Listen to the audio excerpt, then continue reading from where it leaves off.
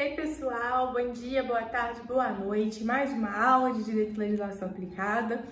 E hoje a gente começa oficialmente as nossas aulas de legislação específica. Ou seja, vai ser uma aula diferente para cada curso. Então, essa aula aqui vai ser para o pessoal do técnico em design de moda. Então, se você não for do curso de design, por gentileza, volte para o portal e procure o link do seu curso, tá? Porque eu tenho uma lista com todos os alunos e eu não consigo diferenciar de qual curso você é. Então, vamos lá. Pessoal do design de moda, hoje a gente vai ver um pouquinho de legislação geral do curso técnico no Brasil e a gente vai ver um pouquinho da legislação específica do curso de vocês, como o nome da aula já diz, né? Gente, só um adendo. Tá tendo jogo aqui no bairro? E caso tenha algum barulho de gente gritando e tal, é por conta desse jogo. Infelizmente não posso fazer nada. Então, se atrapalhar, eu imagino que não vai atrapalhar, mas se atrapalhar, é só aumentar um pouquinho o volume que vocês me escutam com tranquilidade. Então, gente, todos os cursos técnicos do Brasil são regidos pela Lei de Diretrizes e Bases da Educação Nacional. A Lei número 9.394. A gente sabe que existem inúmeros cursos técnicos, só que nem todos eles são reconhecidos pelo MEC. Como saber se esse curso é reconhecido pelo MEC? Ele tem que estar no Catálogo Nacional de Cursos Técnicos.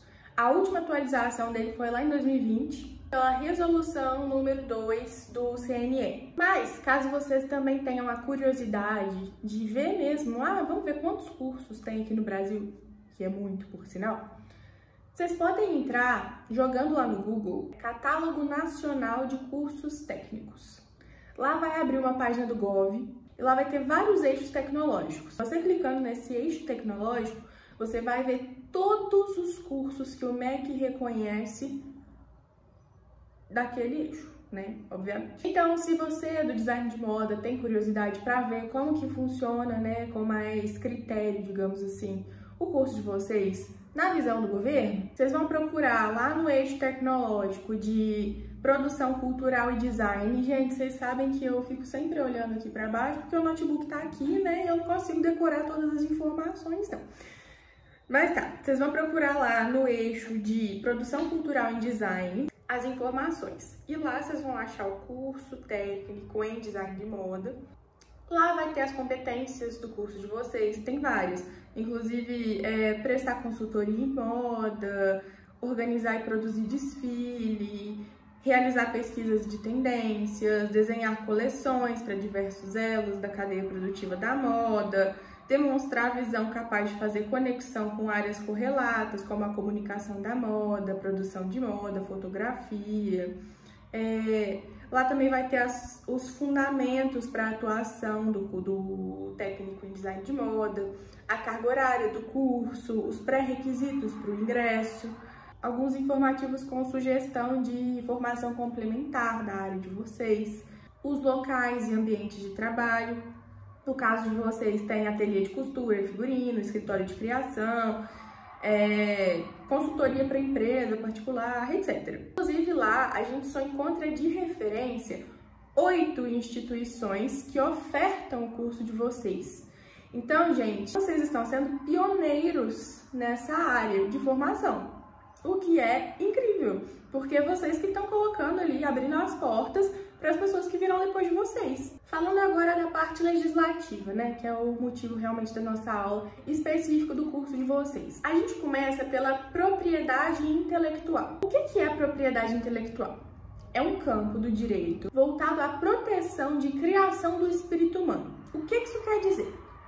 Se o ser humano gastou o tempo dele criando uma coisa da cabecinha dele, a propriedade intelectual, que é um ramo do direito, vai proteger aquela criação dele. Só que a gente sabe que essa propriedade intelectual é uma coisa intangível, né, gente? Você não pode pegar um pensamento e guardar numa caixinha. Não existe muito isso.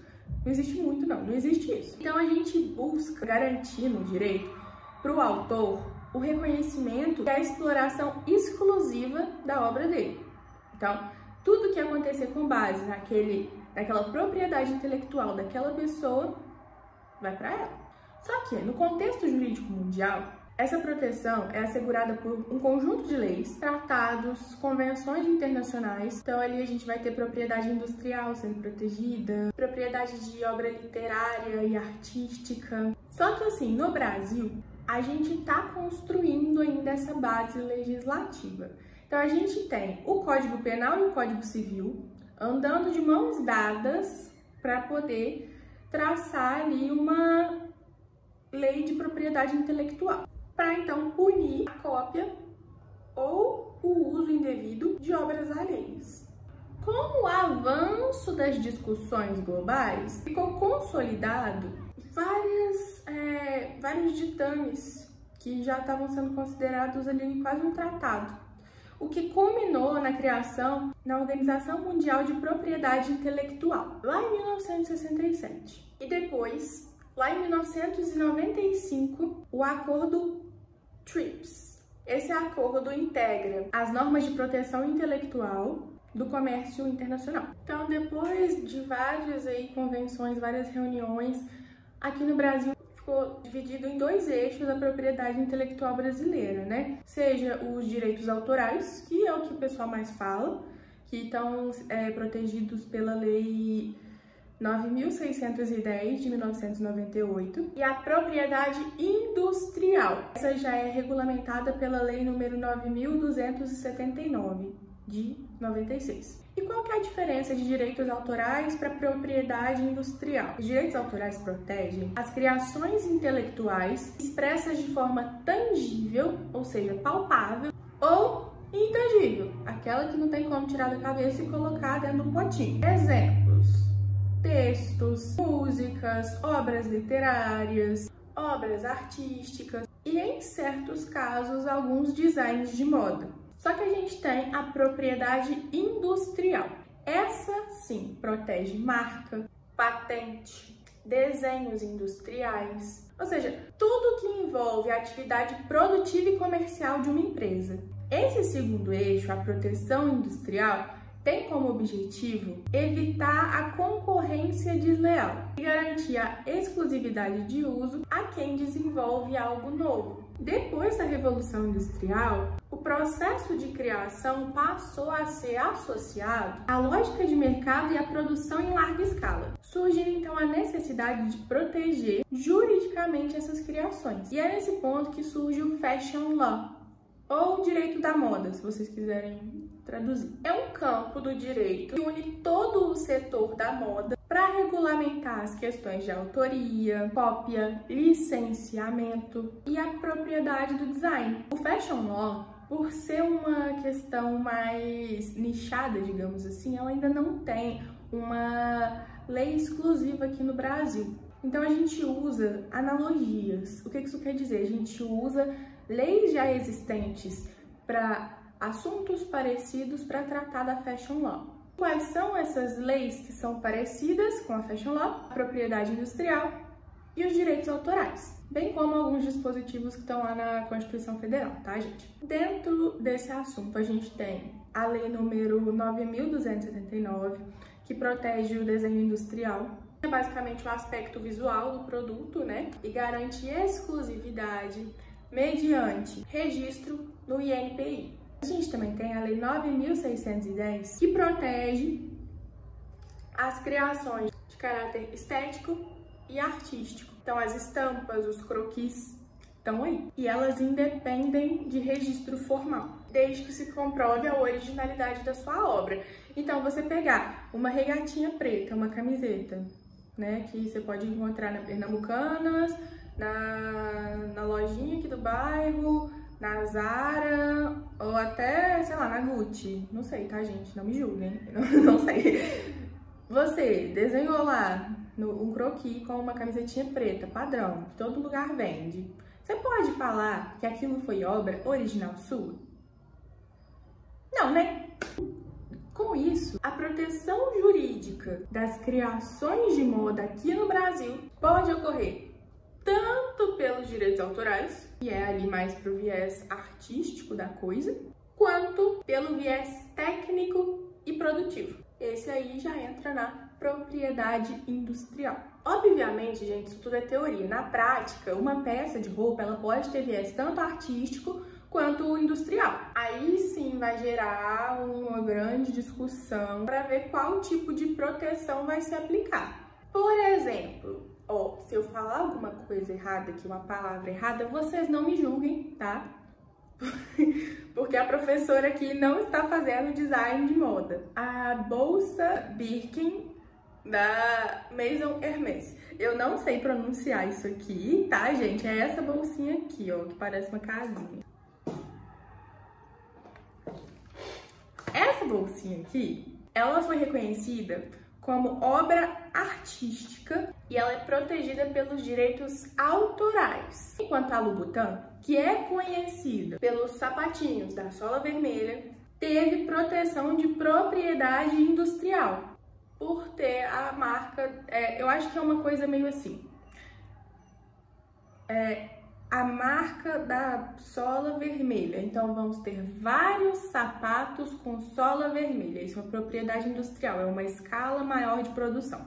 Enquanto a bolsinha lá, que parece uma casinha, é uma coisa muito específica, você não vai ter 50 casinhas com modelos diferentes de casinha. Então é uma coisa mais específica, mais artística. Infelizmente, gente, os pequenos produtores, eles ainda sofrem um pouco com essa questão. Quem se beneficia mais dessas leis são as grandes marcas.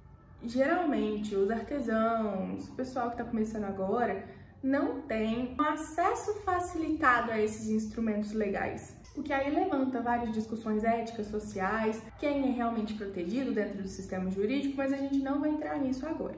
O fato é, gente, a moda é um mercado bilionário, e bilionário jogando muito para baixo, né? Muito mais que bilionário, que precisa ser regulamentado de forma justa e igualitária.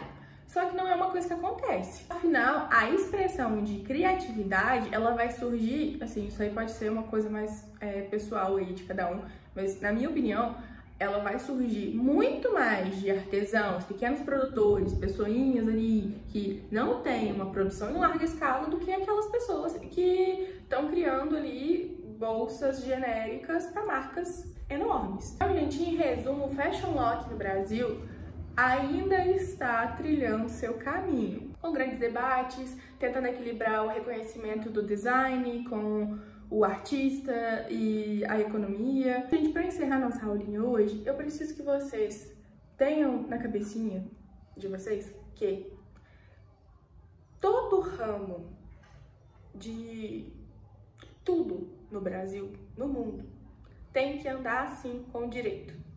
Você conhecendo as leis que amparam a sua profissão, no caso de vocês, a sua criação, é o que vai permitir que vocês sejam profissionais excelentes, profissionais com amparo legal.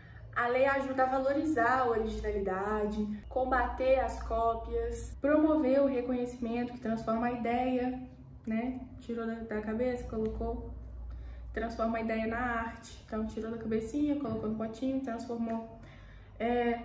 Gente, hoje a aula foi mais, né? Hoje a aula foi mais voltada para uma legislação geral, né, generalizada. Na próxima aula eu vou trazer o que eu vou cobrar na prova de vocês, então o que vocês precisam estudar mais especificamente. Mas qualquer dúvida, vocês já sabem, me mandar e-mail. E é isso, gente. Tchau, tchau!